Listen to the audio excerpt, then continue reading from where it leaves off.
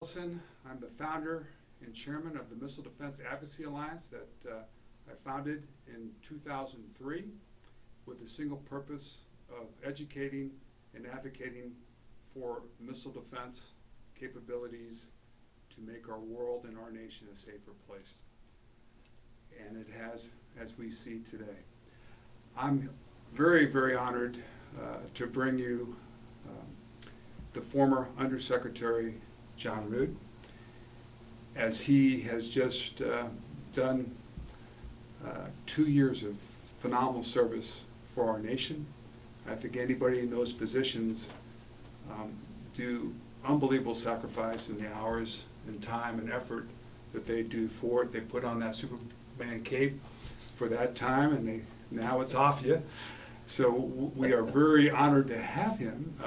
He obviously in that role of policy, he had over 2,000 civilians and military personnel under him, and a lot of those, in fact, most of them or all of them, are there still. And you inherited a team and you created a team, and a great team that you have, and it's still in place and did some remarkable stuff over the last 2 years besides missile defense. But certainly want to acknowledge that for you, and it doesn't look like there's any time soon there's going to be a replacement for you. They've named him, but that's going to take some time to confirm. So we also want to give you a little history of John. John's also been involved in the State Department, served there with the arms control, nuclear issues. He's served 2 times in the White House in an assistant secretary role in defensive studies. So he's well breadth across the board. Today's session, we're going to basically go through 4 increments of the reflection and challenges of the Missile Defense Review and where it is today and where it's going to go in the future from John's perspective. So the first one will be will be the origins of why MDR came into place through the genesis of it through the National Defense Strategy, the NDS, and look at the big reasons why it was formed, and if those reasons today still apply for that mission. Then we would like to go into the operationalizing of the MDR on a strategic level, and how far we've come in making the MDR operational strategically. And then after that, we would do it the same thing on a more tactical basis around the world. And then we would finish with the allied partners and contributions, burden sharing, and force multiplying the capabilities. We will then open it up for questions, and we're going to keep all the question askers anonymous, so it's for everybody's best interest. And if you have questions, please send them to questions@missiledefenseadvocacy.org. And Kyle will be asking those questions at that time point. So that's the agenda of what we're going to do today. And I want to start off with you, John, and thanking you again for this. But as we look at the threats today, 2 years ago when you created this, can you go forward with us on how it was created, and are the threats today as relevant as what you thought they were 2 years ago when you first came into office? Well, first of all, Ricky, let me thank you for putting together this session today. We're all remarking about how we're living in a remarkable period of time with the coronavirus pandemic changing our lives in such a substantial way. But regrettably, some of the challenges that we face around the world, from the missile proliferation, from countries with other intentions who want to challenge the international order, those national security challenges aren't resting. They're not waiting. And one of the things that we saw as an example in the last couple of weeks was North Korea doing some additional missile launches. We've seen Iran challenging the U.S. Navy in the Gulf. We've seen China undertaking activities, and I could go on, where the coronavirus clearly having a major impact across the world, but nonetheless, these other challenges persisting. And so thank you for continuing to have this and to have me on. when I look back at the genesis of the Missile Defense Review, it really starts with the National Defense Strategy. And when I started as the Undersecretary of Defense for Policy in January of 2018, one of the early tasks that I had was we finalized the National Defense Strategy at that time, and then we began rolling it out and explaining it to the American people, to the Congress, to our allies, to our adversaries as well around the world. And the National Defense Strategy, when I look back at it now, over 2 years later, I think it's held up really very well through that time period. And one of the things I was very grateful for is that having served in government for a long period of time, more than 2 decades of government service, I've seen a lot of strategies put forward. And the strategies often don't make hard choices. They don't quite take the edgy steps to characterize what truly are the biggest challenges facing the United States that we have to address. And then implementation many times is sort of a reference implementation where people for programs or activities reference the Quadrennial Defense Review or other things, but it's not truly being implemented and driving behavior. And one of the things I was very proud of in the tenure that I had as Undersecretary of Defense for Policy is that across the department, the National Defense Strategy really, to an extent I have never seen before in my government career, was being implemented and was embraced by the leadership. And there are many components to it, but I was delighted to see a strategy-driven budget, to see a strategy-driven approach to what type and character of the force we had, where we wanted to be in the world, the type of relationships we wanted to have with other countries, the way that we were going to approach defense trade, security cooperation, all of those things being driven by the National Defense Strategy, and the professional military education and other things being tied back to our strategy. Now, for those that aren't as familiar with the National Defense Strategy, I think it heralded a really substantial change in our overall approach to security policy. Recall, in September 11th, 2001, we had, of course, the terrible attacks in New York and Washington, D.C., and we had spent really about 2 decades very focused on counterterrorism for obvious reasons. And we had also previously talked about the challenge from perhaps there being 2 major regional contingencies that the military, the U.S. military, would need to respond to. But we hadn't really set forward a vision that I think matched the circumstances of today that still persists, but certainly over 2 years ago. And the main thrust of the National Defense Strategy is that great power competition has returned. That is to say, the countries with the largest, most capable militaries, with the largest influence in the world, beginning to have other designs, and the potential, the specter of conflict, armed conflict, returning with countries like Russia, with China. And we saw Russia trying to dominate their neighbors, for example, invading parts of Ukraine and occupying Crimea, using violence in places like the UK to assassinate political opponents of President Putin. Saw them challenging the international order. And so the National Defense Strategy said, in many ways, Russia is a near-term, more lethal threat, but it clearly said China is the longer-term challenge and the biggest challenge that we face, because China, with the United States and China, are the world's 2 largest economies. China with over 1 billion people, very large military. We've seen them, for example, in recent years, just expanding their official military spending, and the unofficial numbers are higher, obviously, by 850% in recent years over the previous level, about the last 10 years. That is a very substantial increase. We see China also beginning to push out in its environs in the South China Sea, claiming large territories, challenging the international order, challenging the international rules-based system, whether that be for free trade, free movement of people, ideas, basic human rights of things like free speech, free association. So the National Defense Strategy very clearly said those are the biggest challenges, and international terrorism is not the greatest threat to our way of life. It is a substantial threat, but not the largest threat. And then it mentioned that North Korea and Iran are in the next tier. North Korea with a very substantial nuclear program, missile program that continues to expand, that continues to grow its capabilities, a very large forward deployed military, and a regime with a history of showing hostility to its neighbors and using violence. And then, of course, its abysmal human rights record at home.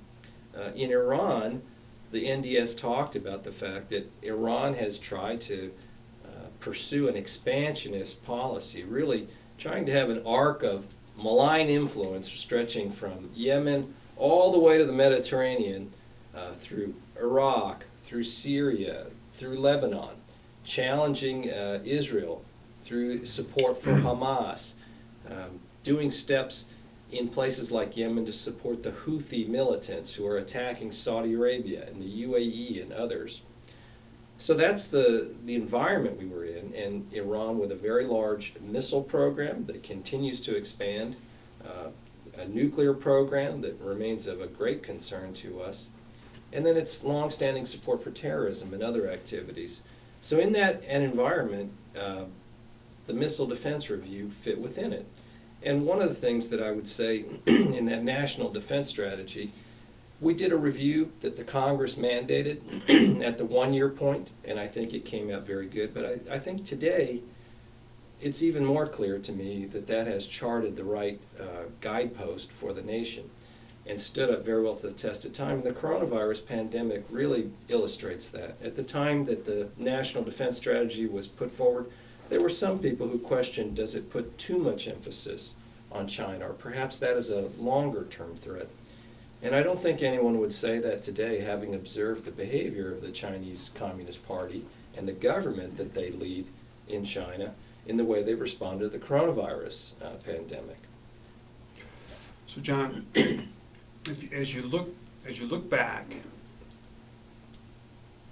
with this strategy, we know you can't just do missile defense by itself, and you know we have a limited amount of money as a country, and to disperse that money across what you just said, we can't do it. We can't do it on our own, obviously. We can't do it with our partners. So what are the other offsets to the MDR, which I think are cyber, their offensive strike, their space, and I think you had the opportunity to put some of those in place today to help that offset. I would also say that China's hypersonic capability really, from my perspective, was the tipping point, because we didn't have a defense, we don't have a defense for that capability, and the amount of money and resources that we have to invest, which we are, is going to be tremendous. So we would have to offset that capability with offensive capability, with cyber, with left of launch. And that, to me, cascaded into a strategy that seems to be much more advanced or generationally different than the limited strategy that we had, that was the BMDR, that was really focused primarily on North Korea and Iran. So I just wanted to observe that and hear your reaction to that, if that is true or not true, and today, where are we with that? Well, when the Missile Defense Review was put out, and recall it's about 1 year old since that was done, the starting point was it fit within our broader thinking of what is the national defense strategy and what does the world look like. And you start with, and when I say this, I always think to myself, this is a dramatic understatement, but it's actually a strong statement to say, in my lifetime, I have never seen the national security environment more complex than it is today. And that was before coronavirus and this global pandemic. It has gone up in complexity by an order of magnitude since that period of time, since the pandemic began. But what you start with there is within that highly complex system, and again, a return of great power competition. Some of us became, some people in this country became too accustomed to a state that I think was, we said at the time, many of us, this is an unnatural period of time following the fall of the Berlin Wall and the end of the Cold War, where the United States did not face the largest powers in the world. There was not a serious prospect of an armed conflict or a real competition between them. That's highly unusual in history. We've returned to a period which has actually been more the norm where that is the case.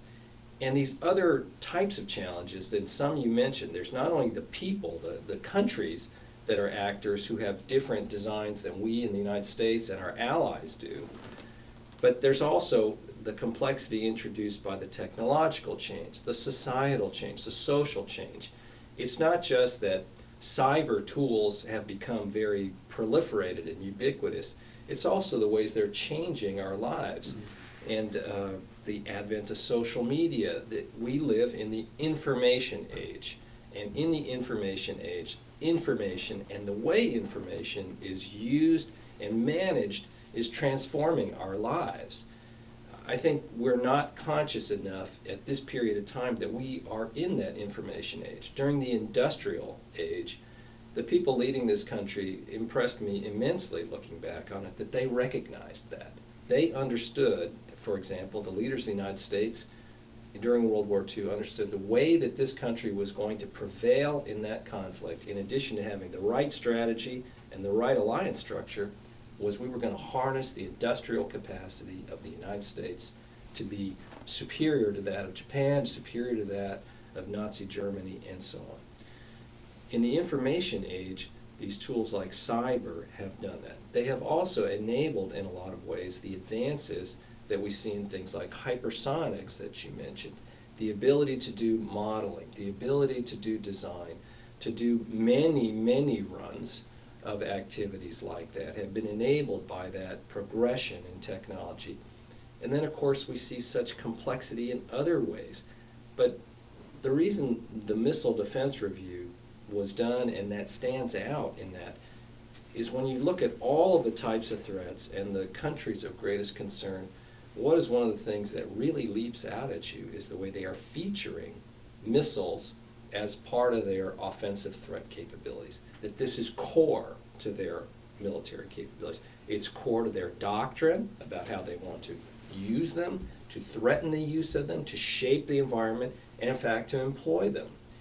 And missiles are being used with great regularity in these conflicts around the world. Fortunately, not usually against the United States and our forces.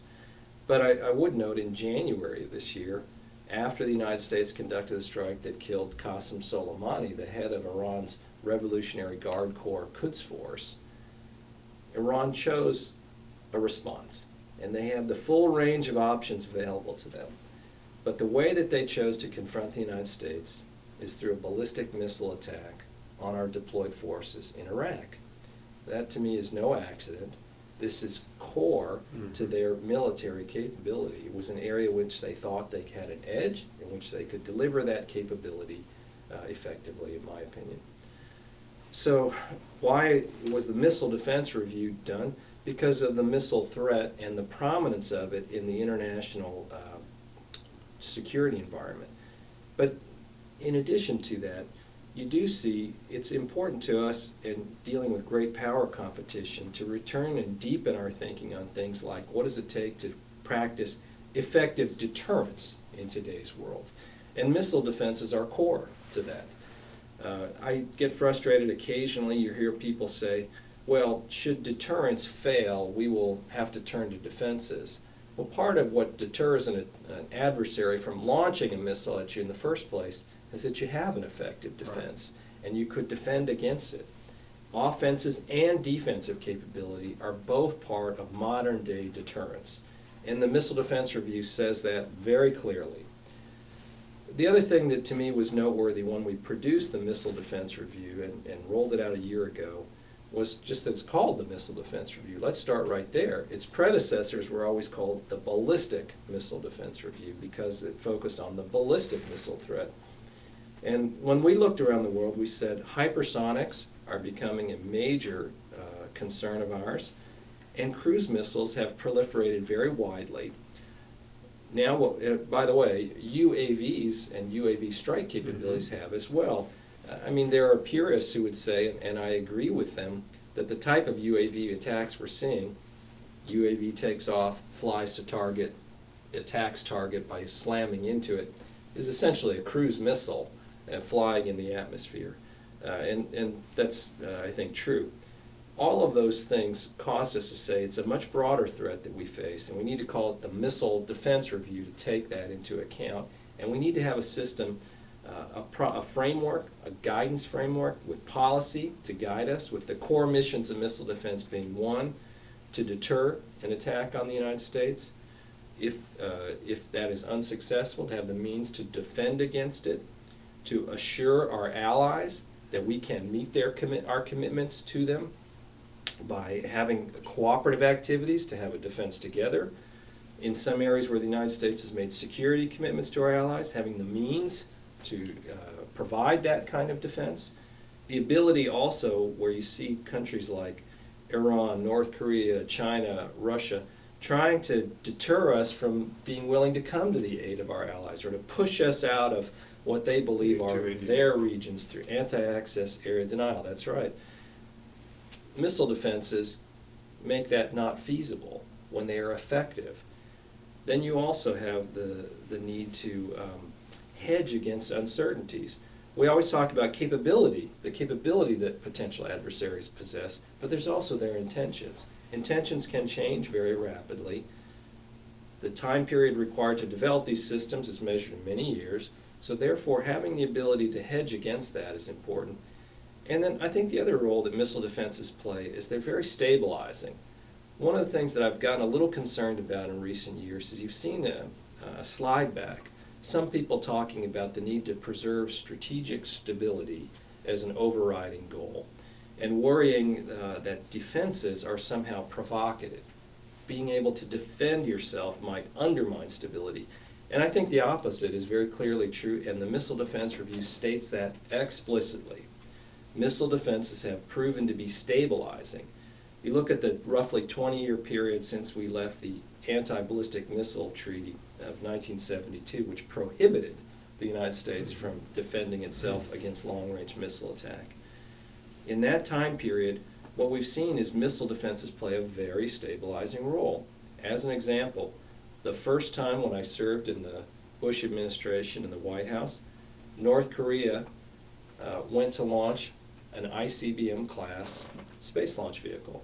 And very clearly at that time, the leader of North Korea, in my view, it appeared, he was spoiling for a crisis. He wanted to threaten the United States. And one of the things that we could do was to bring our missile defense system for the very first time to full alert. And it obviated the need for us to take more aggressive steps, like positioning forces for a preemptive strike, being ready to retaliate with overwhelming force. We didn't have to buy into that to create the crisis he was seeking. And there were very serious people at the time. For example, Ash Carter and William Perry wrote an op-ed in which they advocated, both former secretaries of defense, they advocated that the threat was so grave that the United States should preemptively strike North Korea to destroy that missile system on the launch pad. We didn't feel the need to do that because we had an effective defense.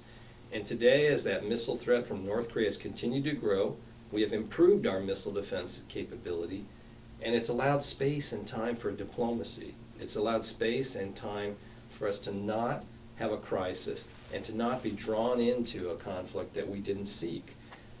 So that would not have been possible had we not left the ABM Treaty, had we not deployed a system very rapidly that initially had flaws and issues, and over time those have continued to be ironed out and the system has matured.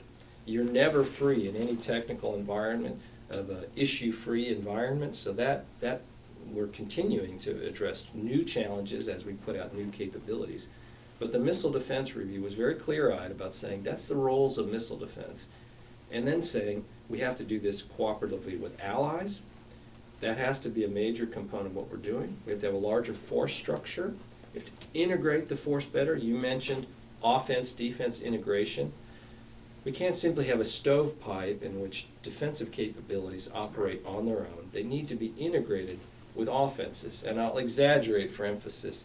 You could construct a war game in which you would say, okay, now we're going to fight only with offensive capabilities and strike each other in this pretend war game, but we won't defend each other. Or now we will only use defenses to defend against a North Korean attack, but we won't use offenses. Now, it sounds farcical when you say it out loud, but we have too much of a case, and we felt this in producing the MDR, where that obviously wasn't what people were doing within the Defense Department, but there's still too much of a stovepipe nature and insufficient integration between how we were going to conduct an offensive and defensive fight simultaneously at scale.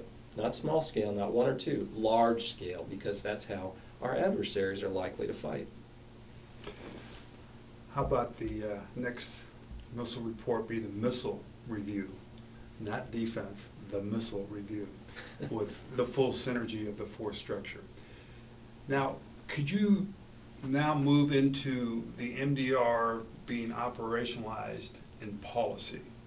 And this is where there is some stickiness of having a regional capability against China and Russia, and a national capability against North Korea and Iran, but not Russia and China. And when you've got Russia and Chinese missile systems that can be flown or cross-domain capable to do long-distance strikes from aircraft, from ships, from etc., that cross that boundary between regional and strategic. And has the MDR moved into this offensive-defense integration and also the joint cross-domain capability, which we're still struggling? You pointed out very, very sincerely and rightfully that we are still very much stovepiped in our capabilities in doing that. So where, and I know it's a year, but where are we on just that little question, or big question to you, on that synergy, etc.? Well, the Missile Defense Review talks about the synergy between offense and defense, and it prioritizes missile defense capabilities as an important focus area for the United States going forward. So what you saw in the Missile Defense Review is, first of all, a recognition that the missile threat was broader than just North Korea and Iran. Those missile capabilities, they're particularly in North Korea's case, their nuclear weapons capabilities have continued to improve. We need to have the ability to deter and defend and perform the missions of missile defense in that area. But the Missile Defense Review clearly said we have to begin by improving our homeland defense capability to add new layers, new capabilities, and we need to take advantage of the joint force, the full joint force, not just those assets developed and maintained by the Missile Defense Agency. And then it also spoke of regional missile defense being very important, and it put forward a sizing construct that said our policy is going to be that we will remain equal to or greater than, that we will stay ahead of the threat posed by rogue states like North Korea and Iran in our homeland defense capabilities. And it talked about plans to expand the number of ground-based interceptors deployed in Alaska and California from 44 to 64. At the time, it talked about a redesigned kill vehicle being core to that, and we'll talk more later about how some things have changed since the MDR was produced. Another area that where it introduced a new layer is the Missile Defense Review said, in addition to this longer range missile defense capability for the United States, we were going to add a layer of an underlay utilizing the Standard Missile 3 Block 2A also to defend the United States. And the MDR said we will conduct a test in 2020 to demonstrate that capability. A lot of confidence that that will demonstrate the results, a lot of confidence in the capability of that system to be a second layer after a ground-based interceptor could attempt an intercept, or as an added layer, even if you chose not to launch a ground-based interceptor. The Missile Defense Review also said we have to improve our sensor capabilities so we can be more efficient in our shot doctrine. We need to complete deployment of the space-based kill assessment layer, satellites in orbit that can determine whether you successfully intercepted a target with your first shot and whether you needed to launch an additional interceptor against it. Space-based sensors to do a better job of birth-to-death tracking of systems, because they're, as you would expect, adversaries are not sitting still. Our potential adversaries are continuing to improve the complexity of their systems to add countermeasures and make them more difficult to see. This is very normal and occurs in every phase of military competition. Air, sea, cyber, measure, countermeasure advances are very customary. We also said that we had to improve our ground-based sensor capability through things like deployment of the long-range discrimination radar in Alaska. I was pleased later in my tenure to visit Alaska and see that construction nearing completion. And then we also talked about command and control enhancements and leveraging the full force. So for example, the largest program in the Defense Department's history is the F-35 Joint Strike Fighter. We've already purchased that as a department, we thought, when I served there, but it's not utilized as a sensor and potentially as a shooter capability as part of the missile defense architecture.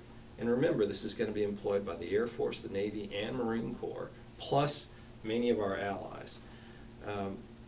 That was a very important step to integrate that capability. And then we said we also need to integrate other capabilities and things like attack operations and strike.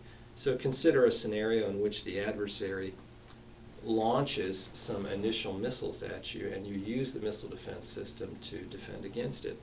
Well, certainly, you know, if we had a short quiz of the room and we said, hey, what's something they might do next? Well, they might launch more missiles, and how might you deal with that? Well, you could continue to play defense only, but you would employ your offenses as well in attack operations. And remember the context. There's probably some precipitating crisis. There's some reason that this hasn't just happened out of the blue, although we maintain our missile defense system on alert for an out-of-the-blue attack. But it's more likely that you're in some crisis scenario, and so those other assets for strike operations need to be very integrated. And that drives a demand for a much tighter and improved command and control capability to knit this whole force together. And so what we tried to say in the Missile Defense Review, or what we did say, is that this use of the general purpose force and a reduction in the stovepipes and a tighter integration between offenses and defenses is very important. Now, having strike capability and missile capability doesn't replace the need for missile defenses, and occasionally and that's an argument that maybe CAPE is putting forward, because it's a cheaper argument to put forward a lot of offensive capability instead of defensive capability at this point, because the cost curve is on the defensive side of being very expensive. And that's a case that I thought the former Acting Secretary of Defense, Pat Shanahan, put forward. Pat Shanahan was very good at understanding that the need for defenses was very strong. And of course, we had to add offensive capabilities as well. They needed to work together. Offense is not a replacement for defenses. And since the time of Robert McNamara, when he was Secretary of Defense, there have been people that argued, well, having a missile defense is more expensive than offenses. I've always thought this is a very peculiar argument, because what that drives you to, and this was the thought process behind the ABM Treaty, which ultimately turned out to be a failure in history, is that if I simply use an offensive system and I strike the adversary, well, gee, that takes care of the problem. Well, I suppose if you are willing to conduct preemptive operations, if you're willing to be the aggressor, and I've always thought it was very strange that this logic is not applied in any other element of military endeavors. For example, a bullet is very inexpensive, typically a few cents, 20 cents to fire. So in theory, we could simply shoot our adversaries in this strange, world here That's cheaper than paying for an armored vehicle. A bullet costs less, right? Or a bullet costs less than the bulletproof vest that we put our soldiers in, or certainly the helmets that they wear, or other things. So for that argument, we should just simply buy a massive number of bullets, and before anyone might threaten any of our soldiers anywhere in the world, we should just shoot the adversary in this farcical, preposterous argument. I'm exaggerating for emphasis, obviously, but this isn't a one or the other. It's having both capabilities, and that really makes it more stabilizing. And it also makes it, you may have, in a mythical example, let's say the United States had 1,000 missiles and the adversary had 10, and defenses didn't exist. We might say we have a massive advantage, but if you're the person with 10, you say, well, I can hold at risk 10 American cities to incinerate them. For a small investment of only 10 missiles, I've now put myself on the same playing field with the United States with 1,000. Not a smart approach to defenses, to national security policy. But having both offenses and defenses work together is very important. And this wasn't in the Missile Defense Review, but later one of the evolutions in our thinking was we have to give ourselves more tools in this toolkit. And that means improved strike capabilities, but there were also some policy limitations. For example, the United States was a party to the Intermediate Nuclear Forces Treaty, INF Treaty. INF Treaty, for those that don't recall, Ronald Reagan signed that with the then Soviet Union, and the intent was to eliminate all intermediate range nuclear missiles. The United States adhered to that treaty. Russia did not. And it's really as simple as, it wasn't a technical violation. Russia deployed intermediate range nuclear missiles. And President Obama and his administration had declared Russia in violation of that treaty. And then 5 years later, during the Trump administration, the United States declared Russia a material breach of the agreement. They essentially violated the contract, and therefore we withdrew. So that gives you the ability to have intermediate range missiles also in the U.S. arsenal. And we've spent time and effort in the Defense Department on hypersonic missiles. New strike capabilities also from aircraft and ships. So you have this integrated approach. You mentioned cyber. Cyber can also be employed if you want to in that mix. So the Missile Defense Review talked about we must improve our homeland defense capabilities. We must break down the stovepipes and have a more integrated force. We must do this with allies in a very substantial way. And regional missile defenses are important. Actually, that's where there's a larger number of offensive missiles at shorter ranges. So that must be part of it, and we have forces deployed around the world. We also have allies around the world, and that has to be a core part of it. For example, in NATO, we have the European phased adaptive approach, and we've cooperated with key allies like Romania and Poland to deploy Aegis ashore systems here. The one in Romania has already been completed, and that cooperation is going very well, and Romania has been a very strong partner of ours. In Poland, that cooperation is also going well. We have systems deployed in the UK and on Danish soil, in Denmark, in Greenland rather, for long-range sensing capabilities. In Turkey, another NATO ally, we have a forward deployed radar there, TIPI-2. So you see all of these elements being very important, and we have systems deployed in the Middle East and Asia and so on. A very important element of that broader capability. Now back to where you started, you said, well, what about dealing with Russian and Chinese missile threats? And an important distinction that the Missile Defense Review made that its predecessors didn't make, and it was a change in our policy, was to say the United States is going to be prepared to defend against missiles of all ranges from all origins. And when President Trump came to the Pentagon, he emphasized this. Our policy is to defend against any missile from any source, regardless of the range. Now, as a practical matter, the Missile Defense Review said long-range missile attack from Russia and China on the United States, that the United States still has to rely on nuclear deterrence as our primary method of deterring those type of attacks.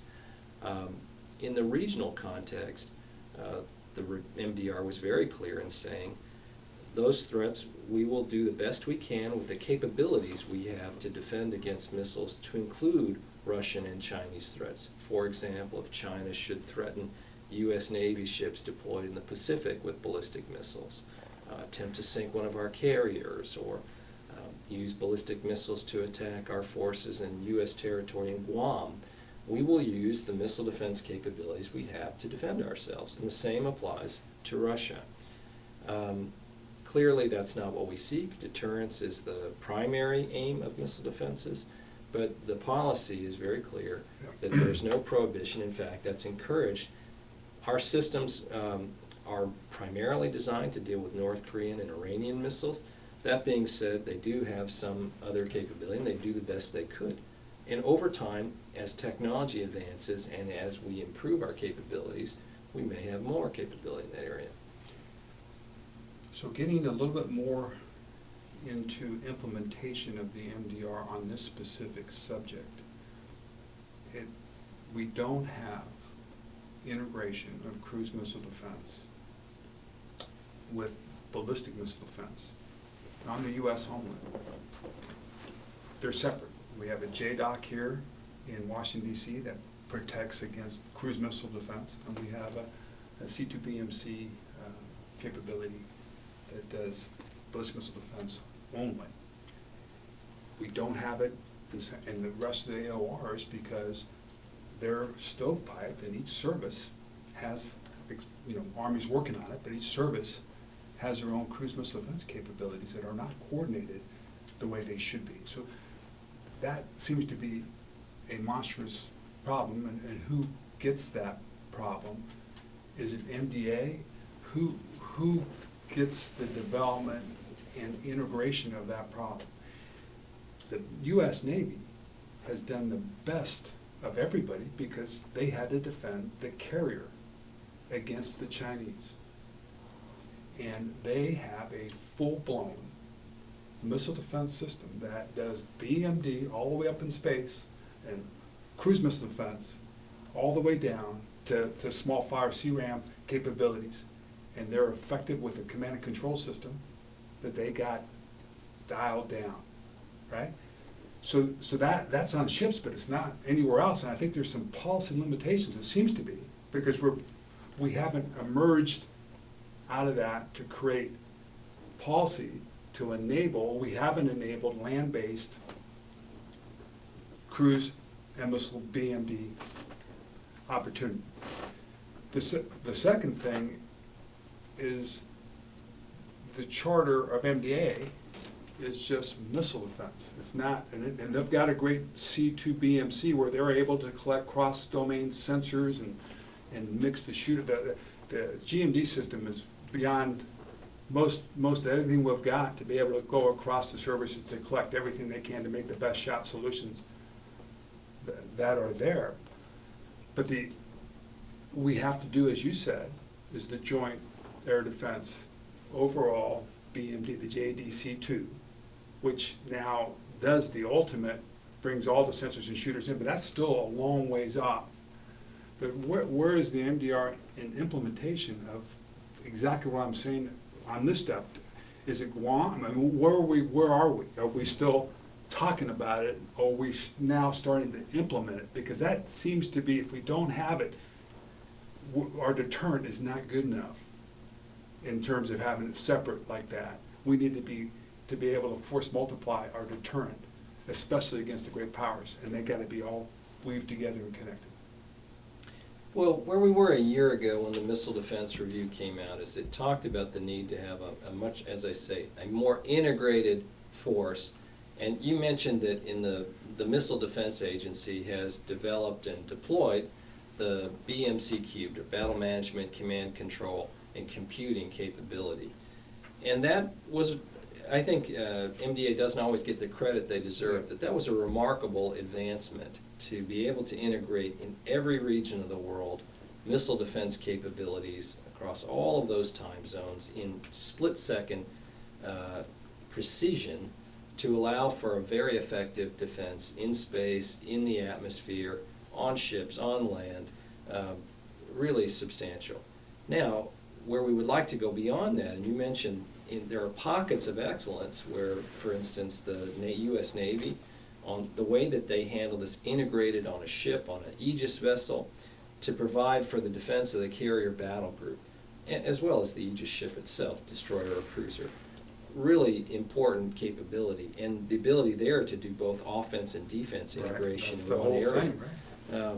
Really impressive. Now, in the Aegis baseline capabilities that have been deployed, some of the early ones that were deployed required an or capability, but they have, that is to say, doing one or the other at a certain time.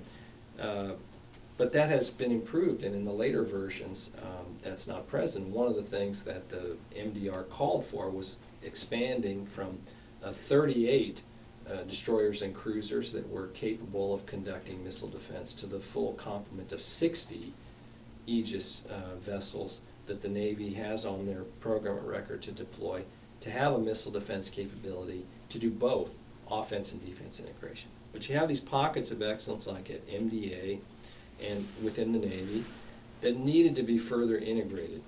The MDR began the movement towards a more integrated cruise missile defense. If I was doing another one today, I think that's another area where I would say we have to move from that distance that the MDR traveled to integrate cruise missile defense better, to go even the next level, to make that more integrated, because I think the... Would you take away from the services and give it to MDA, or would you pick one service to do this?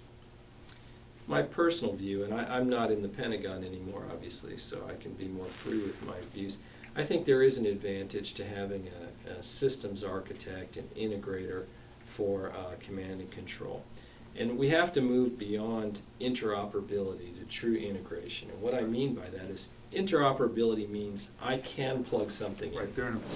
Yes, I have the appropriate socket that will attach my article. Integrated means you're really operating together and getting the benefit of that true integration.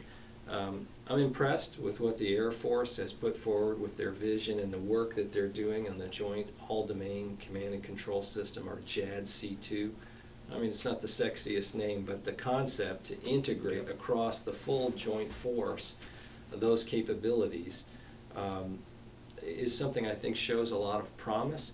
I think what we have to be careful about is, what I would argue for anyways, is that in doing that you move beyond people protecting their particular prerogatives to set new standards, to change the interface, to essentially, like we all have cell phones, your charger for your Apple phone will not plug in to provide power to your Samsung device. There's no reason for that sort of difference in lack of integration. Having the integrator like MDA to be able to work that's purple, not a surface. I think MDA has to be the integrator for the missile defense mission, and then if the Air Force concept can go forward and they can work cooperatively with the other services, that makes sense to me, and I like the Joint All-Domain Command and Control concept. And in that process, the Missile Defense Agency, I do think, enjoys additional authorities that are an advantage here. It's one of the things I've grown a little concerned about, is that over time, the special authorities that have provided this ability for the Missile Defense Agency since its creation in under 20 years to deploy successive generations of missile defense capability, where, as a comparison, the services that have used the other model with the traditional authorities, they haven't achieved as much progress over the last 20 years, despite spending an awful lot of money in that area. What do you think about the space development agency and the space overseeing MDA? Should they be separate, or should, obviously there's a lot of missile defense in space, and they're ahead of the game in putting the hypersonic boost tracking satellite system in play. So just what's your position on those two? My personal opinion is that we have to put more emphasis on space, and I think the Space Force is really going to play a much larger role in this. Back to the MDR, one of the things it very clearly said a year ago is that space needs to become a larger part of our missile defense capabilities going forward.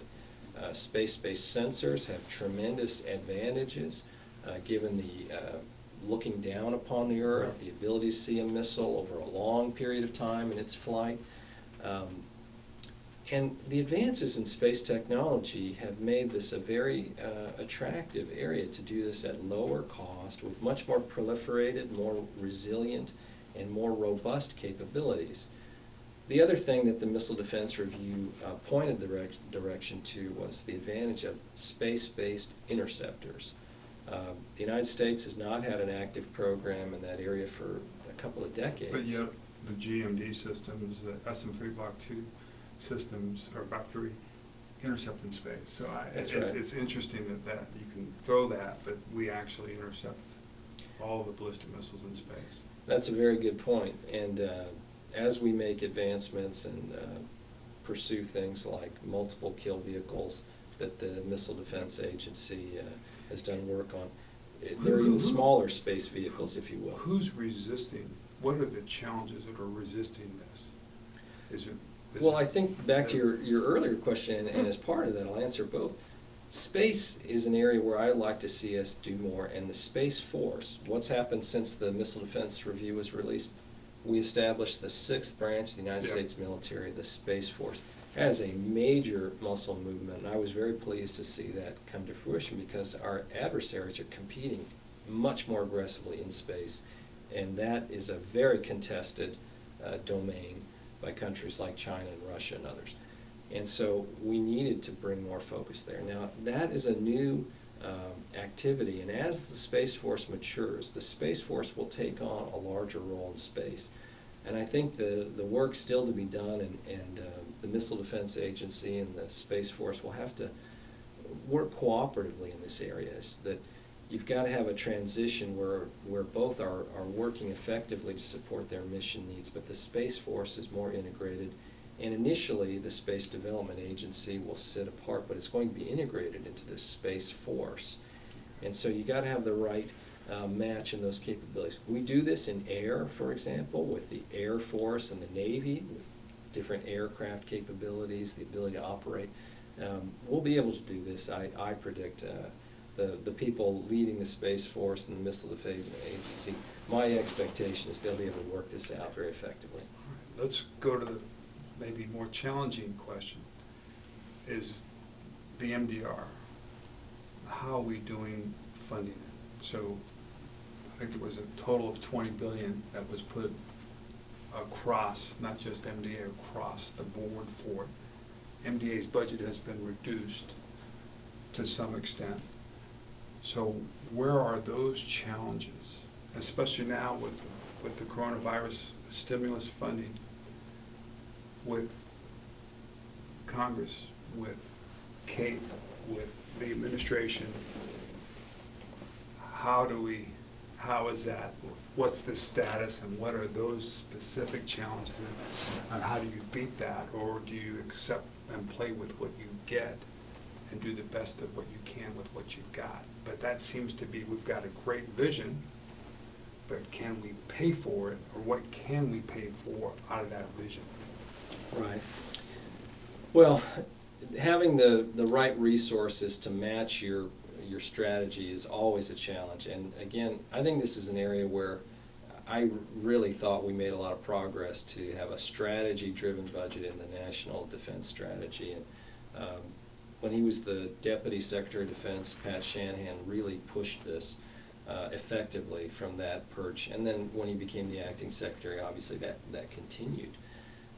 But in the DoD, the Deputy Secretary plays a very large role in these kinds of budget allocation decisions. So you've got to resource it. You have to make the hard decisions. For me, with all these multitude of threats, and as the Undersecretary for Policy, I felt like I saw them all coming to a point. When I looked across all the various areas where we needed to spend, make priority decisions, for me, I always felt like missile defense stood out as in the top tier of those activities.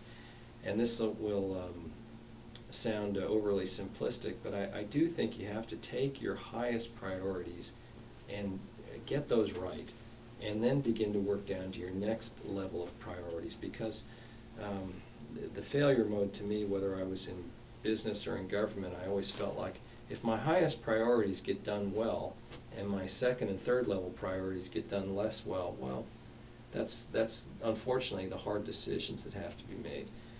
And so, but there are always competing needs for resources. So in the budget that the President submitted to the Congress earlier this year, if memory serves, about $12 billion for the Missile Defense Agency and for the services for missile defense programs. And that's roughly the same amount as a year before. You know, it would be nice if we're able to grow that over time, because... Do you think that the President matched the funding to what his vision was with MDR? Or...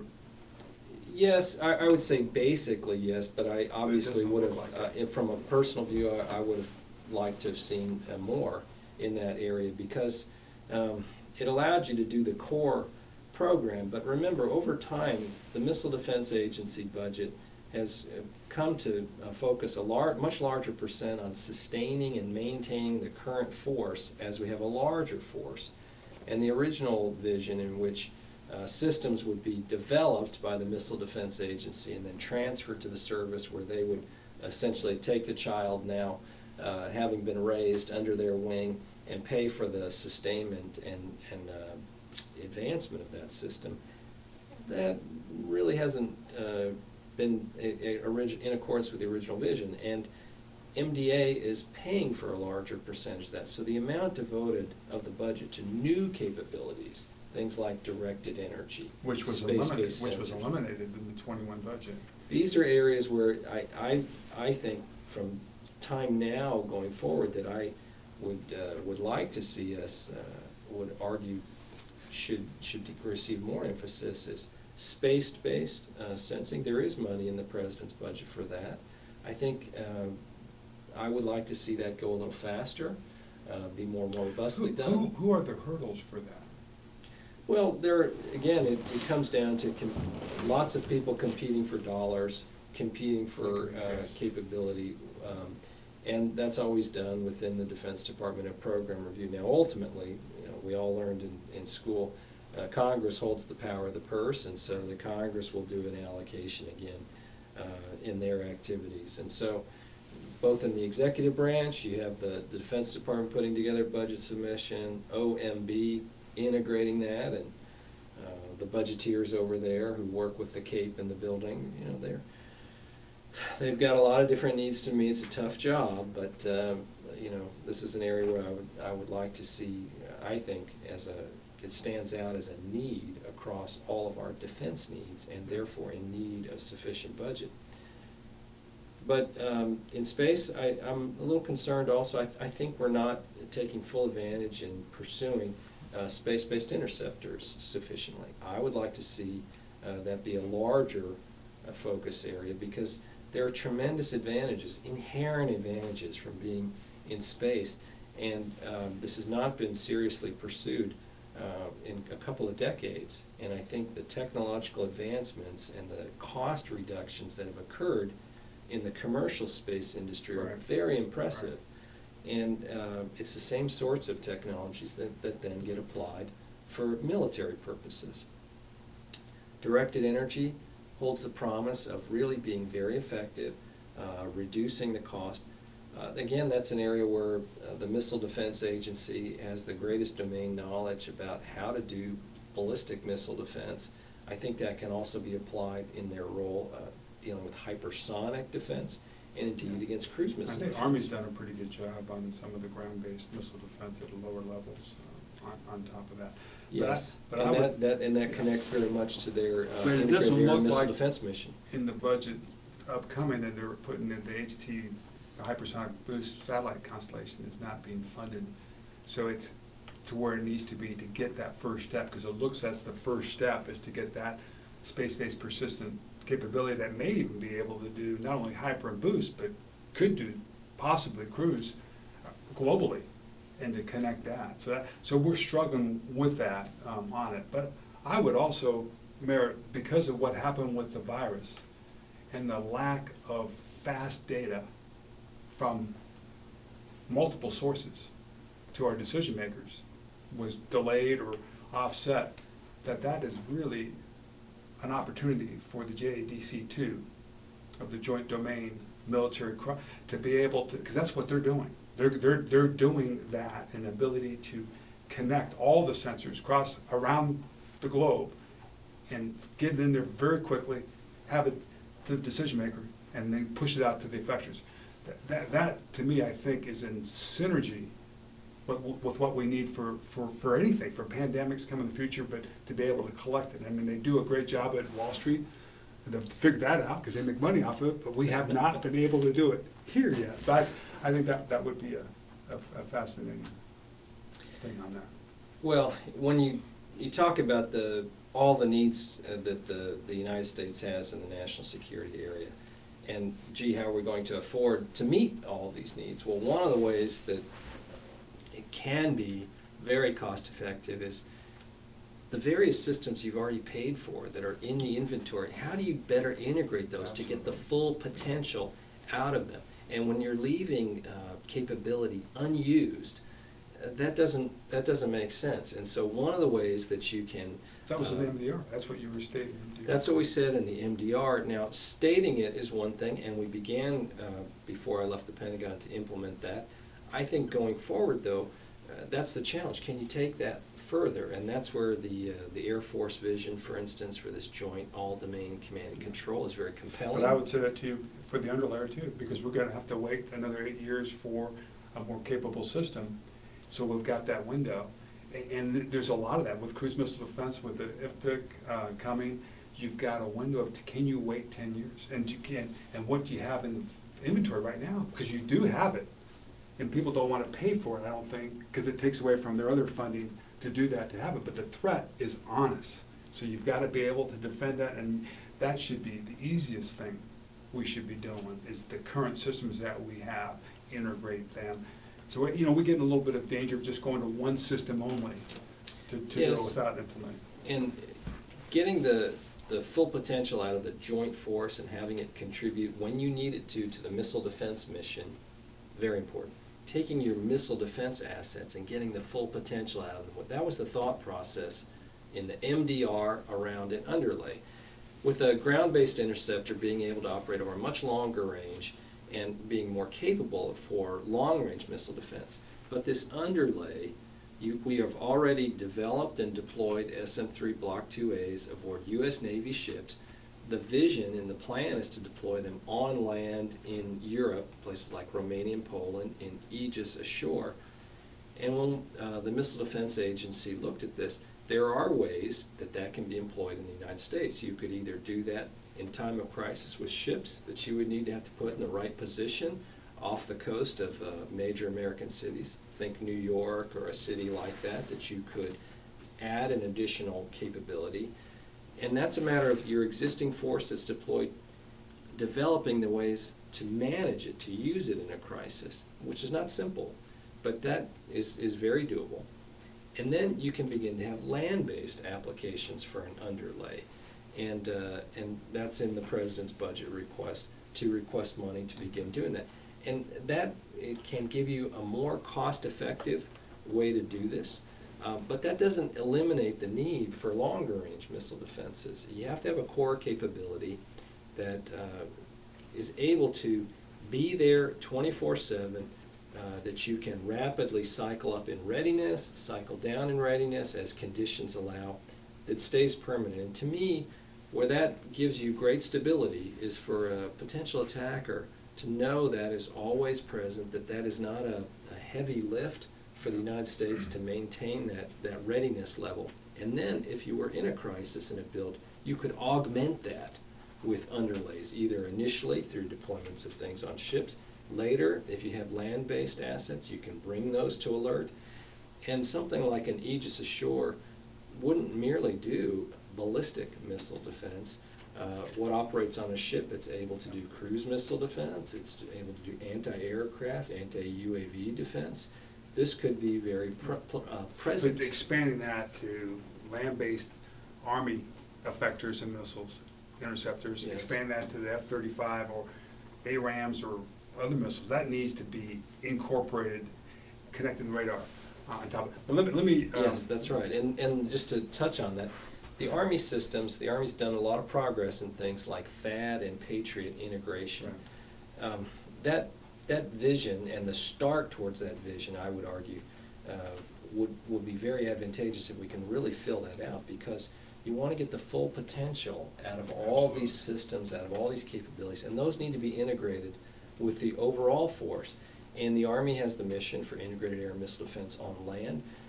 You're going to also have to defend those assets from things like UAV strikes, from rocket attacks. You're going to have an integrated defense capability across the range there. And some of the things the Army has traditionally relied upon, like maneuver to avoid these threats, that won't be present in all these fixed locations. Our experience has been that we need to be there.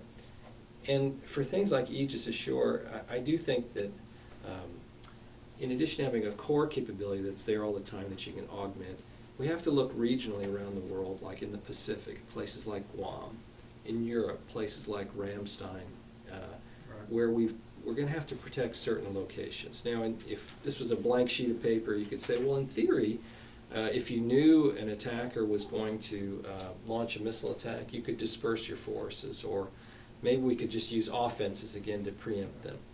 Well, let's think about what's required for that. Sort of perfect intelligence that they are about to attack, the ability in very rapid terms to precisely strike those things without collateral damage, or that you have the ability to move everyone off of Guam and disperse all your aircraft before a country like China or North Korea could attack. I don't think that's really realistic. Dispersal has a place, and for instance, when Iran launched that missile attack that I mentioned in January against Al-Assad Air Base, the commanders did a superb job there in dispersing their forces, and so we didn't have any fatalities.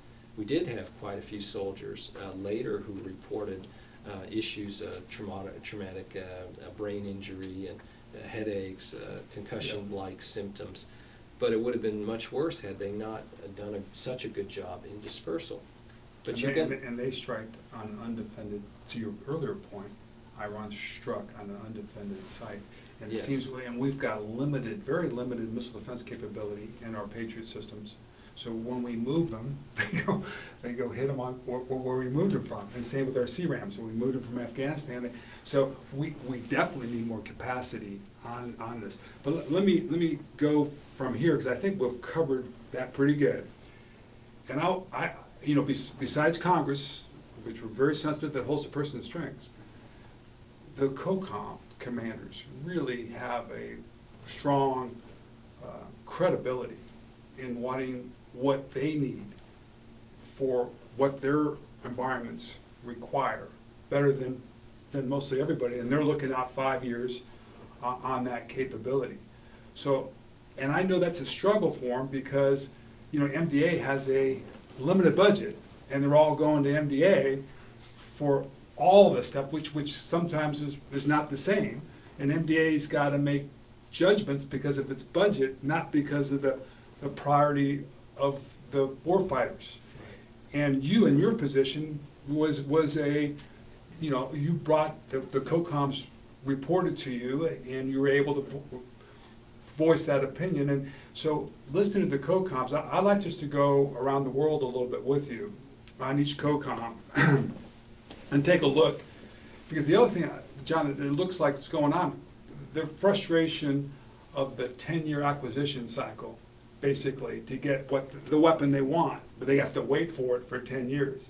So a lot of them are going Juon, which it seems to be quicker, but it may not be the best solution, but it's getting quicker to get stuff out there. And we've seen some brilliant uses of the Juon. But again, that's the acquisition process. So let's start with the big one first, Stratcom, and so your thoughts on how the Missile Defense Review fits into our nuclear strategy. If it does, certainly we've got Russia knocking on the door. Certainly with China, how does the MDR fit, if at all, with Stratcom? The Missile Defense Review fits very well with the Stratcom mission. And Stratcom has both an offensive mission for nuclear strike, long-range conventional strike, as well as missile defenses. And they play a role as a synchronizer and an integrator for the operational community. Missile Defense Agency doing development, or in the case of shorter range defenses like the Army and the Navy have their programs. But once they are deployed, the operational fit that the deployed forces around the world, their ability to utilize these systems and to be able, as a missile travels across several combatant command boundaries, how do all of these things come into play? Who has the authority to make decisions? How do they operate and be synchronized together to fit very well? Are That's we Stratcom's aligned mission. with General Hyten's position on the Stratcom with the Missile Defense Review? Are we starting Yes. to push that offense defense at that high level with ICBMs, or is that still separate issue? It's aligned with the vision. I mean, the work needs to be done every day incrementally to accomplish the vision, but I think it's very well integrated with that. The nuclear posture review, which my team oversaw as well, was done in a similar time period, as about a year earlier than the missile defense review, and so we made sure that those policies interrelated very well. The nuclear mission is undergoing a recapitalization right now with the triad, new bomber, new air-launched cruise missiles, new ground-based strategic defense, to replace systems that are well past their intended design lives. And then missile defense fits within that. So you got to have those things synchronized. And one of the things that gets more complicated, and this is why I think you have to have people with a mission like a Stratcom, is as there are more cruise missile threats, as there are more hypersonic threats, ballistic missile threats, having all these things be integrated is a key role that the COCOMs play. You're right, the COCOM's perspective, they would like more capability right away. And this is very classic, by the way. I'll just take whatever you have now is an exaggeration, but not too far from what the combatant commanders are. And so they put in these urgent operational needs statements. It's true, the Missile Defense Agency and others work on longer time periods. And one of the things that we've got to address is there is a good long-term vision. In the short run, we're operating with what we have. But in between, in the midterm, sort of the 3 to 5 year period, I think we do need to look at that, and we'll have more capability there. We're going to go through this rapidly a little bit now, so we've got some time issues here. But all right, NORTHCOM, Terrence O'Shaughnessy, the COCOM commander. We released the NGI, which is great, and it looks like it's going to be out 8 years from now. We have a cruise missile defense problem. We have a air interdiction problem with the Russians up there. That's becoming more and more invasive to the United States. We have a limited 44 GBIs. We have an issue possibly with the defense of Hawaii on inventory. We have a threat from North Korea that is most likely growing in production of capacity of nuclear ICBMs. We've got a threat from Iran that's starting to kick up, and we don't know what the other threats are coming. And we've got 3 generations of missiles that we created back in 2000. Some of them are, I mean, they're different levels, so that's a limited capability. And how, I mean, I want to, if you, the decision not to do anything until we get the new ones, that leaves a big void there. And now how can we do this? Is it the underlayer? Is it the combination of a cruise missile defense integration with, ballistic missile defense and all of that? How do we solve that problem? Well, my view on that is that, and one of the areas General O'Shaughnessy's done a good job, and I agree with him, is that the Homeland defense and really emphasizing that, the importance of that, the essential nature of it.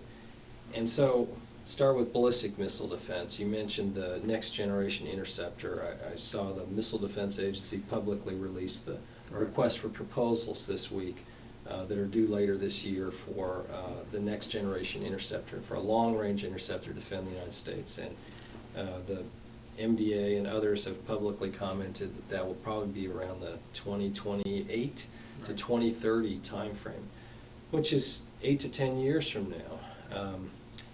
So what do we have to do in the meantime? Obviously, we can't stand pat, I wouldn't argue, with the growing threat during that time period until that vision is achieved. So one, we have to look for solutions that could perhaps be implemented earlier, that can be improved upon in addition to that next generation interceptor.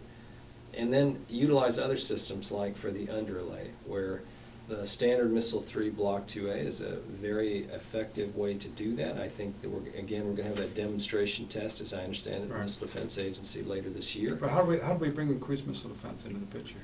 I think that and persistent overhead, which is the key thing for cruise missile defense. We don't have our aircraft. You don't have enough F-35s to do all that. No. So how do you do that? You have to have some. Cruise missiles are difficult to detect. Once you can detect them, and if you can be in the right place, the type of shooters that we presently have, either for ground-based or aircraft with air-to-air weapons, are effective against them. But you've got to have the detection capability. Space is very advantageous for that. And then at high altitudes, being able to look down. And so that's where we got to have improvements in our capabilities. We've got to put more emphasis in that And area. MDA right now, I think, is what their chief architect has got a layered architect for this problem that we're dealing with. But I just wanted to bring that up, and the urgency that you're hearing from NORTHCOM, because if you can't protect the United States, you can't protect anything. So that is critical. All right, and you have to take an approach where you can add to it. You know that there's some indication, some warning, that you can have a system that's flexible enough to add to that. So let's go to the synergy with the other stuff we talked about earlier. Let's go to Indo-Pacific. Okay. So here is where we're at the edge with China. We're right on the edge. Our furthest western territory is Guam. We've had, and you've been aware of this, a $4 to $6 billion a year European defense initiative that they get. Congress has funded them in addition to everything else. And we have Indo-Pacific PACOM, which under President Obama, all of us have said shift to the Pacific, shift to the Pacific. And we haven't done it. It seems like CENTCOM comes up and there's fights with everyone and the resources get diverted. And now you see for the first time Admiral Davidson asking for that Indo-Pacific Defense Initiative that is timely because of what's going on with China on getting that forward. And he wants that Guam as the first place. And we've had to disperse the B-52s there, as you see, because they've defended the first, because we can't do the full cruise missile defense at Guam right now. And that going back to Hawaii, too, of having those headquarters defended best with the radar. The Homeland radar is back in this viewpoint. And just more important is having the ally integration with exercises and so forth, because that's where the buck stops. If we're going to, that COCOM has got to be supported at this level, at this time, to be able to do what he needs to do, or she needs to do, to get this thing the best we can to retain our status. But go ahead on that. No, I agree. The National Defense Strategy says give priority to the Indo-Pacific region, and we need to do that. It's a hard thing to accomplish, I would say, looking back over the last 2 years. To really make that vision come to reality, there have been a variety of contingencies, you mentioned in the CENTCOM AOR, that have come up. There are competing needs for resources elsewhere in the world. But we've just got to be steely-eyed, I would argue, and say this is a matter of triaging our needs. And there are some areas that we're simply going to have to make the hard decisions to prioritize above others.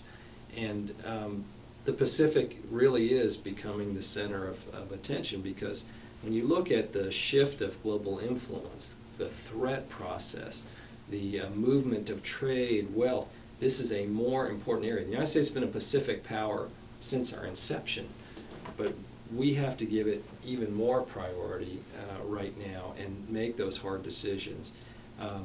You mentioned Guam, U.S. territory there. We need to, it will be expensive, but we've got to, in my view, be able to defend that area and be able to defend our positions, especially in U.S. territories, forward, Right. and not be driven out of those regions.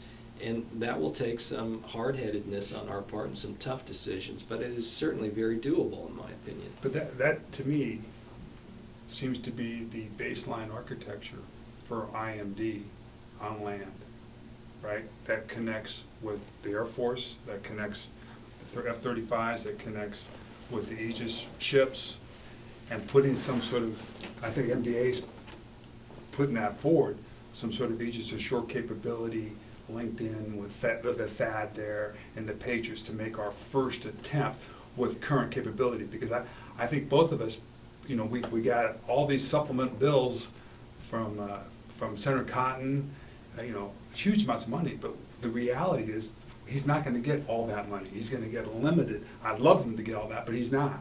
So again, going back to your point, we're going to have to fight with what we got to fight with that we have in place. And if it comes down to having NASAMS that's here today to cover that gap for a while, because the FPIC is going to take a long time to get in place still. And you're still, I don't want to get into the Iron Dome stuff, but I just want to point out that's why I think we want the golden parachute. We want the whole thing. I don't think we can get it, but we certainly want whatever we can get out there to help and to relieve, because we got a ship out there and doing circles protecting Guam. It's not supposed to be doing that. I mean, that's got to go out and do its multi-mission stuff. And we got a THAAD battery there that can be better used elsewhere in the world. So getting that capability, and I would also argue, you know, mixing, if you keep the THAAD and you put Aegis ashore, Flight 3, your latest IMD capability, put it on shore with that THAAD, you've got the underlay, basically, you know, in Guam. But this has got to be generated. Yes, and there are certain locations, and the Pacific's a great example, where we're going to need to protect those capabilities and be able to operate from those locations during a conflict. And it's an interesting argument to say, well, let's disperse. But the Pacific is where this is more obvious. Start to actually get out a map and spend some time thinking about, well, where would I disperse to? And could the adversary hold that area at risk as well? And you pretty quickly come to the conclusion, wow, I'm just operating in the middle of nowhere in ocean areas, and my ships there are not invulnerable either.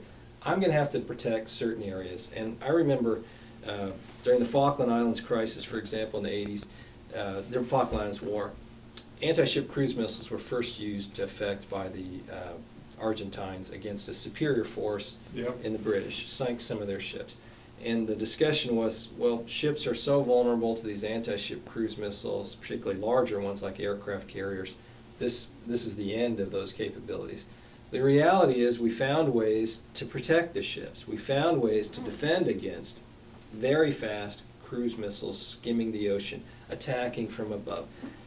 This is a similar thought process to being able to defend yourself so you can operate out of Guam, so you can defend yourself to operate out of other key locations.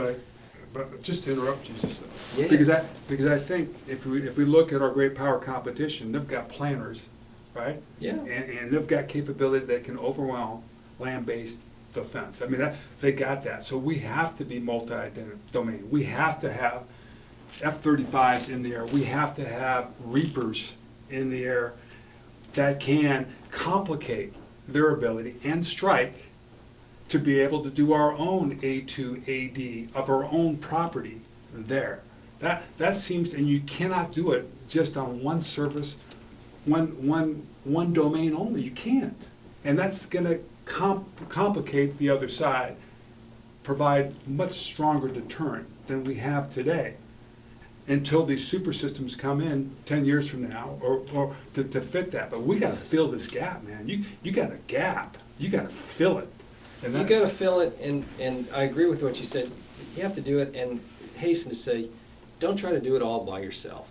We have the cornerstone of our defense activities in the Pacific has been our relationships with Japan, relationships with Republic of Korea, and elsewhere, places like Australia, New Zealand, core allies of the United States, they are also developing systems. And one of the areas where it's easy to say we should have more, but we're going to have to also make choices. And one of the choices that we need to make is to be more willing to do cooperative programs. Let's take a look at our experience with Japan, cooperatively developing the SM3 Block 2A.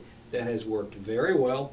It has saved us a tremendous amount of money, and we now have an ally able to operate in a similar fashion to our own, and that's where our forces are based. So that's critical to our defense.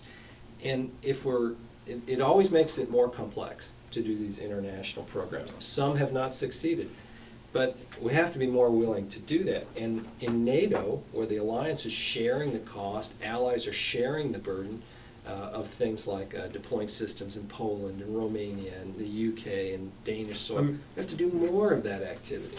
So let's just touch on Hawaii before because I know you've been a big advocate of the Hawaii LRDR radar, that it looks like we're trying to get it in there, and how important it is for Hawaii and that capability for a much more complex threat. So I think we've kind of moving down the path that the SM3 Block 2A against the ICBM would be the capability interceptor to take some pressure off the 44 to be able to defend Hawaii. What's your thoughts on that statement? Well, I mean, I've mentioned briefly that the issue that arises in defending Hawaii is it's geographically dispersed. It's just substantial distance away from other parts of the United States. And so you got to have the ability to defend Hawaii, in my view, as well as you're defending the other 49 states. And because it's geographically distributed, having a sensor capabilities, there's a lot of advantage to that, because it allows you to be much more effective at that defense and maybe utilize assets deployed on island or on ships near Hawaii, like SM-32As or THAAD, to defend the islands. And that's very important. Now that's a case where the U.S. needs to be able to do that for a state. But in addition to the Pacific, before we leave the allies too much, I did want to say we derive tremendous benefit from our cooperation in the Middle East as well. Israel has been our closest and longest serving partner on missile defense. It's very impressive what the Israelis have done and are continuing to do. We need to be open to that kind of collaboration. And then with other allies in the region, they're on the leading edge in many ways of the missile threat right now. Saudi Arabia, UAE. Let's go real quick, because we have a short window here. Yeah. I want to touch both UCOM and CENTCOM real quick. Let's start with CENTCOM on top of that. I mean, we have great air awareness of everything going on. We have limited capability. We've got Aegis ships, BMD ships in the Gulf that are not connected to being able to fight with the THAAD, with the Patriots that are there, that are not connected to the multiple number of allied Patriots, THAADs, NASAMs. That area does not look like it has the sufficient need or sufficient capability for the complete IMD capability, which is being tested by Iran on the 360s that they've done, the ballistic missiles they've done, on how we do it. So, and I think you've talked about how important it is, like Saudi Arabia producing and buying the radars and to make our costs easier, but we've got to not only integrate, we got to integrate, to get them the best solutions. And how do we do that? That seems to be a monstrous problem because of the distrust between these countries with each other along, on that aspect of it. And I also, the Iron Dome, which is a great capability, but you're hearing Congress say that we got to put those in there right now. They can't go. The Arabs are not going to allow, the GCC members are not going to allow an Israeli system in there, and it's not connected. It's not integrated to our system. It's not going to be a standalone. So some of this stuff is being pushed that is not the best or not the correct way to do this. And they too, I think, could be the leader of the integrated IMD, BMD, as well as Guam, or they could follow Guam, or Guam could follow them. Just on top. Integration is key. The United States needs to be the integrator, and we need to have an integrated force, you mentioned, between the branches, between U.S. capabilities. Very important. that has to be done both in the missile defense context as well as in the broader force context, because remember, this is an integrated fight that would occur. Integration with allies, and my firm view is only the United States can do that. Asking the countries in the region to set aside sort of their historical experiences with each other to go to a new level of trust and integration is fine as an objective, but it's unlikely to happen. So it has to in the be near term. bilateral, right? So we have to have the ability of the United States to be the hub and to integrate others as the spokes. Okay. And that applies with Israel as well, where we can integrate our force with theirs in time of need, should that come into play. So I think that's just very, very important, and we're likely to see that again. That's the type of attacks you mentioned that Iran has perpetuated in the region, and And others, the testing Houthis. and the 360, because we don't have 360. We don't. Right. We're piecemealing a capability to do 360, which is what we got to deal with in the future. And countries like the UAE have made impressive investments and are moving forward with things like THAAD, the most advanced Patriot capabilities. Saudi Arabia has made decisions, they haven't yet received THAAD, for very substantial capabilities. U.S. forces are going to be in and around all these locations, whether that's Qatar, where they're also making investments, or Kuwait, where we have bases.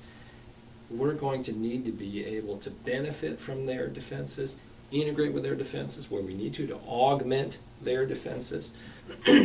Integration is key, and only the United States can really do that, in my view.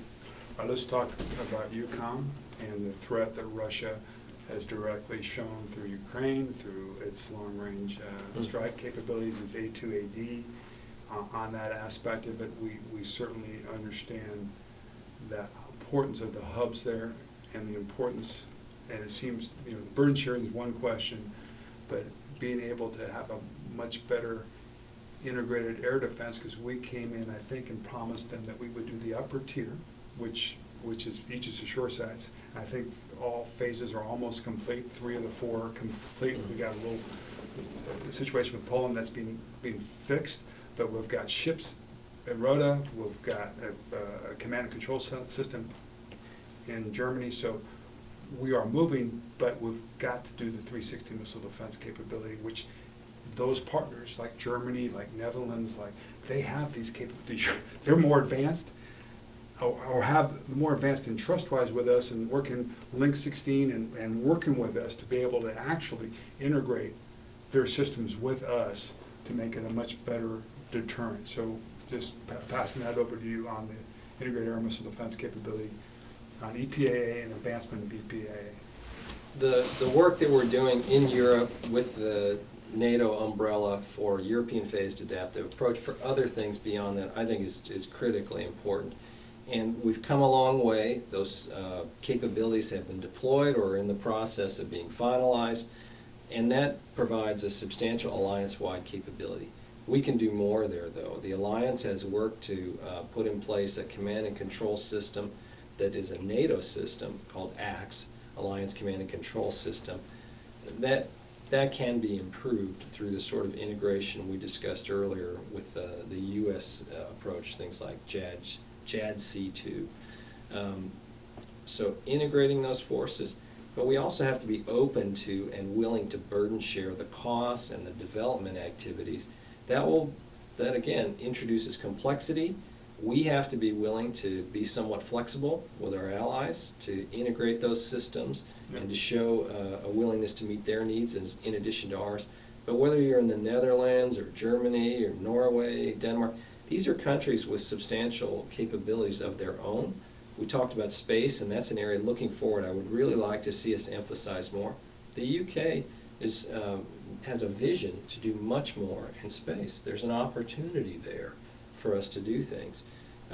Other allies have substantial capabilities, and the Europeans, through the European Space Agency and other things, are doing things cooperatively. There's no reason we should be doing more together with them. With Germany, we have opportunities. Italy, there are key allies with industrial capabilities that we can harness, and then we can integrate under this integrated system called NATO, a successful military alliance in history, to go forward with that activity. And we, again, given the green light to them to have effectors, which they, those missile defense effectors, and not putting all the burden cost on us for upper tier and lower tier. I mean, and they don't have lower tier as much as they should to be able to defend themselves and the bases that are there. And I think there's been some frustration because it's taken so long for us to get land-based IMD that the Air Force is doing, you know, or is making do with what they've got instead of leverage the big picture. So you've got another entity creating a capability to best defend what they can with what they've got over, and not spreading out around, and that trust. And now you got the virus that's also affecting their budgets on top of that, and the burden share of getting up, especially Germany. So we have an opportunity here with the coronavirus pandemic to really renew ourselves with the idea that we've got to have these core alliance capabilities. That's been a core strength of the United States that no one else has matched in the last century. We can't move away from that, in my view. And the virus pandemic is one of the things that can remind us of that. We have shared threats, we have a shared vision, a shared view of who we are as people, freedom-loving democracies that should animate us to do things together. And the virus is a common threat. Whatever nationality you are, you face that threat, and there is a value to working together more efficiently. And that's been really stressed, I would say, over the past couple of months. And I hope that coming out of this, we can recommit ourselves to playing a leadership role, both at home and abroad in that area, and bringing together like-minded countries towards these common aims. It's just essential. You've been wonderful. What an experience to listen to this last hour and a half. It's been great. But I know we're at the end of the time. We're going to open this, we're going to extend it hopefully and open it up for all the questions that we can. And Kyle, if you can just start going down that list and picking a question and rotating it through. But that was great. It was a lot to cover, and I know we could have gotten into much more depth of it, but hopefully these questions can help. Sure. So one of the first questions that we had was, how do you recommend overcoming organizational inertia in order to achieve the intent of the MDR? Organizational dynamics are very important. In some ways, navigating the human terrain and humans, the way they behave once they're in organizations, there's a whole school of thought that goes into this. So first of all, that's a critical area. One, you got to have leadership and buy-in amongst the leaders as you tear down throughout an organization to a vision. That's one of the things I was very proud on the National Defense Strategy that we achieved, whether that was under Secretary Mattis or his successors, and Secretary Esper certainly promoting that National Defense Strategy and commitment to it. And then subordinate leaders, I think, buy into it. They have the vision. It takes longer organizationally to get subordinates to buy in, but it's worth it because implementation then can be stronger. So you spend more time at the front end, you save time at the back end. Now, there are normal organizational dynamics where people protect their stovepipes, they behave in tribal fashions, and almost always your organizational dynamics happen along those seams between organizations. Here, leadership has to be critical, and it's successive layers to breaking down those things. I think there are ways that oversight bodies can test that, can be asking those hard questions, that can be requiring people to justify how they are working together effectively, and hopefully our various systems of governance can produce that. Some of the areas where this is going to be more complex, but I think there's value in doing this, is as the operational landscape adds the Space Force, as you see missile defense systems maturing, the cruise missile threat, hypersonics beginning to be part of that, this becomes more complicated. But to me, that's where you got to have a systems architect view, whether that's the Missile Defense Agency as the developer, or in the case of an operational group, Stratcom playing a role as a synchronizer, an integrator, and if necessary, we have to add authorities for those people to play those roles as integrators, or in Missile Defense Agency's case, protect them or restore them if we think they've become too eroded. Okay, next question. Not much. So I've seen a lot of questions kind of coming in regarding NGI, and specifically, how would you say that we can balance the risk in delaying an increase in our capacity in order to get an increase in capability? And kind of combining some other questions as well, because I assume this will be part of your answer, is that the underlayer, then what is kind of the right mix of underlayer versus overlayer? Well, I mean, one of the fundamentals here, and that applies in this case, is throughout military history, there's always an argument: quality later or quantity now. And quality is always better if you have enough. And so the fundamental challenge we have here is the next generation interceptor is a good concept, but a deployment in 8 to 10 years, and that's assuming it stays on schedule. Most programs experience some issue somewhere, somehow, and there is a delay. That could happen here, despite the best of intentions. So I think, one, we have to explore nearer-term alternatives. The underlay provides some near-term capability. In terms of the balance between longer-range defense and underlay, I think you want to have a core capability that can deal with the anticipated first strike, that can deal with the size of strike you might expect an adversary to mount in their initial attacks without reliance on an underlay. And then an underlay can be something that you add to thicken a defense, to be more flexible, if you will, to deploy on one side of the United States or another side in Theater A or Theater B, to have some reconfigurable capability. But your core doesn't have to be able to deal with all of the anticipated attacks, but it has to be able to deal with the early parts, the first waves, to provide time for offenses to attrit the attacker and time for you to ready a force to do other things. Right.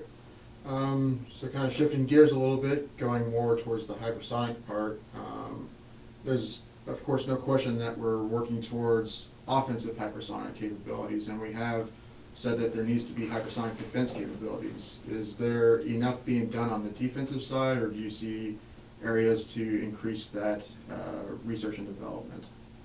I think we need to give greater priority to defense. Offensive hypersonic capabilities are very attractive. I support that very much, and I think there are lots of good reasons, and we should be the world leader in that area. So it's not to detract from offenses, but defenses need to be a part of this, and this is going to be a very challenging area. For those that might throw up their hands and say this is impossible, I don't agree with that. So many things that were seen to be impossible, we just have knocked those down year after year after year in every domain in the military area, to include missile defense. Right. And so we have to begin with the ability to track it, and here going to space makes all the sense in the world to me, to have the high ground. And we have to have a distributed architecture, survivable architecture, resilient architecture to do that, that ideally we can upgrade rapidly, because this is not going to be static, but we got to get started on that. And then if we can track it, if we can see it and do command and control through things like JADG-C2, then we can try to utilize the existing force, things like THAAD, as interceptors to deal with the threat. But first you got to be able to detect it, track it, and get the information to the right people in the right location to be an effector to shoot it. Or I don't rule out in every other domain we've looked at things like directed energy, electronic warfare. There's no reason that couldn't be employed here as well. Good. So the next kind of question that we selected was, how much investment should the U.S. place on defending against lower-end missile threats like the Houthis and Iranian missile attacks compared to higher-end threats from long-range nuclear missiles? It needs to be a balance. The reality is that we are experiencing the lower-end type of attacks, and so we have to have enough capability that when combined with our offensive capability, when combined with our ability to maneuver, to distribute our forces, that it's sufficient to deal with that threat. And I think that's an area where we need some improvement, and I would argue some greater investment. because that's what we're seeing our adversaries attack us at locations using. I mentioned the Iranian attack, but we also see the Houthis employing this type of warfare against the Saudis, the Emiratis, our allies. And U.S. forces are being called upon to try to assist these allies in their defense. So I think that threat is coming soon to a theater near you. So we've got to be able to deal with it. But more advanced threats do need to be a part of this. And I'm a little concerned that over time, through organic reasons, there's less of the Missile Defense Agency budget devoted to new R&D, to new development of substantial improvements in our capability, just a smaller percentage than there used to be, because a larger percentage of the budget being utilized for things like sustainment of the existing forces. And the S&T budget needs to be robust. Some of those things that you're experimenting with, you're demonstrating, will be even further in advance of your most longer-term efforts. And there has to be a distribution, if you will, of funding along those lines so that you're able to produce the technical advancements that are needed. So moving back towards the European theater, what do you say NATO and U.S. European Command need to prioritize in order to enhance air and missile defense in Europe? And what are your expectations of our European allies?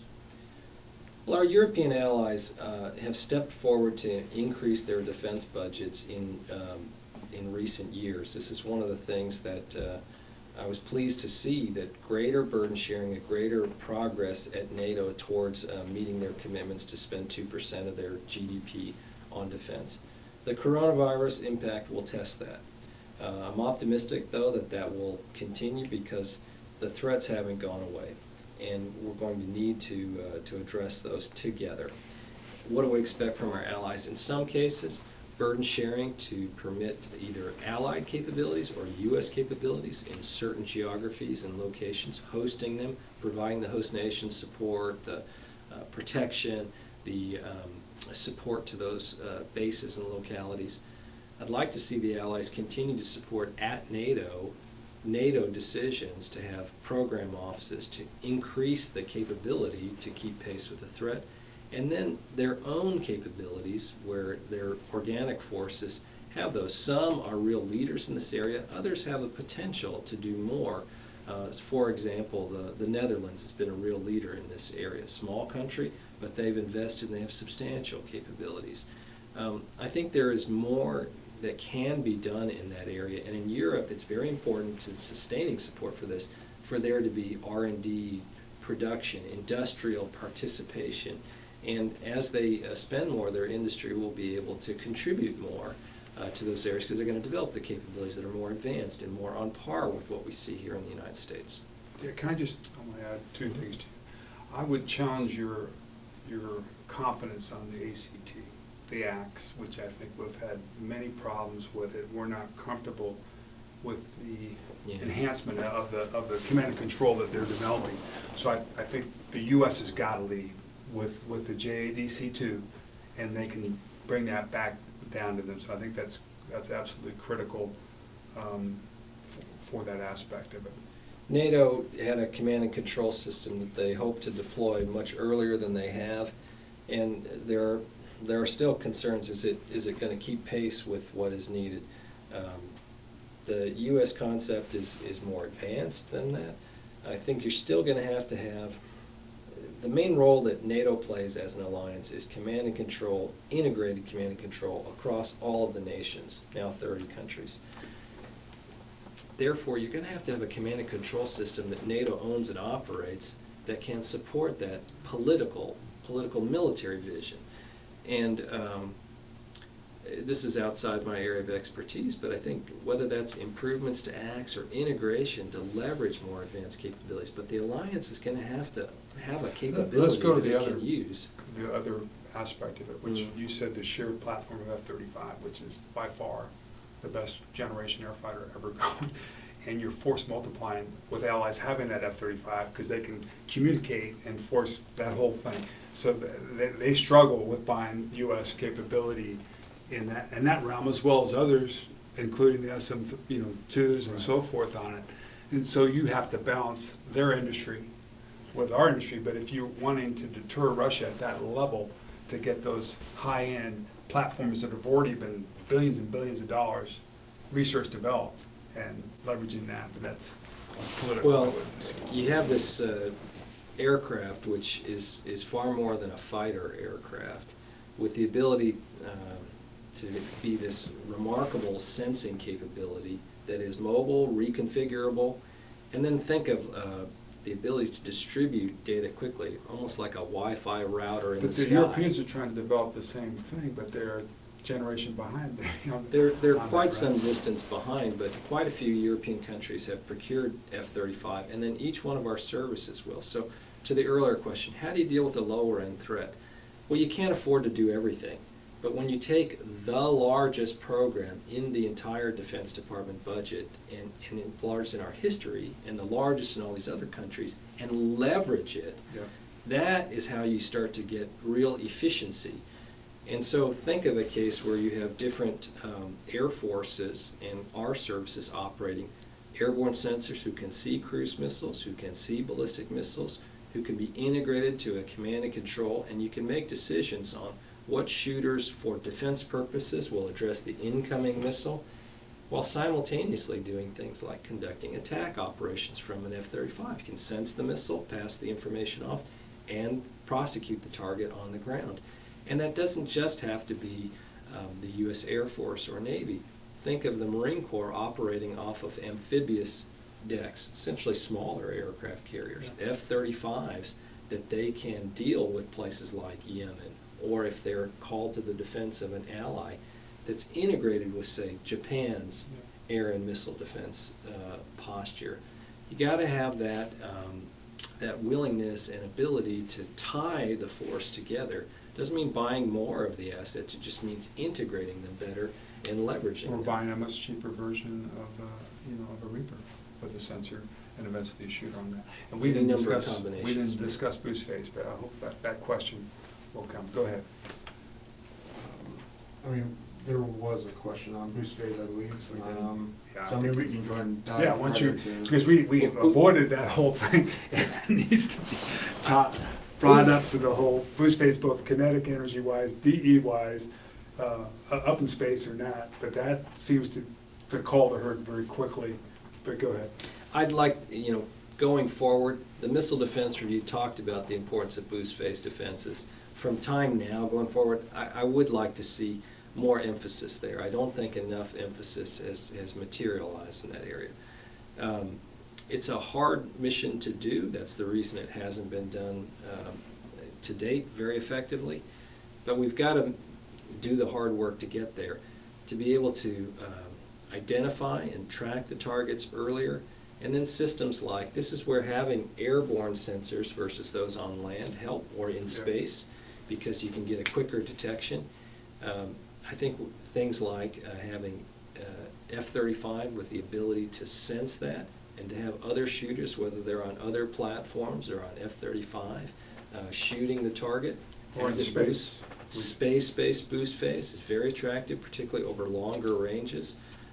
I like that idea a great deal, because you're already in the high ground. Now you're just coming down to address the threat.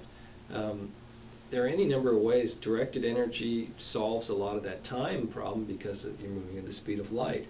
Here Do you we think got we have money going in to MDA to seriously look at this, or the Air Force, or are we Space Force or Space Development Agency? The Defense Department has an integrated program for directed energy that they are pursuing. Now, that being said, I think the Missile Defense Agency, really for missile defense, ought to be the ones pursuing this, because they've got the domain expertise. They're the ones with the ability to make that happen, in my view. That's my personal opinion. Okay, I think that's it. I mean, what a great session. It was awesome to converse on a subject and deeply. So thank you very much for your candid remarks, your service for our nation, your leadership, and I think it's going to be great still beyond your time in the government to lead out. So thank you very much, John Root, for spending the time with us today, and to the audience. Thank you. Thank you, Ricky. I really appreciate you holding this and having me. Thank you very much. Thank you. Again,